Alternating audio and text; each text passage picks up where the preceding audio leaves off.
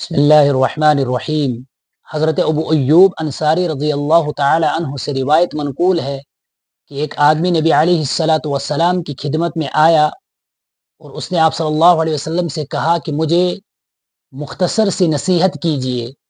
نبی علیہ الصلاۃ والسلام نے فرمایا کہ جب تم نماز پڑھنے لگو تو اس شخص کی طرح نماز پڑھو جس شخص کو الوداع کیا جا رہا ہو، یعنی یہ سمجھ کر کہ یہ نماز آخری نماز ہے۔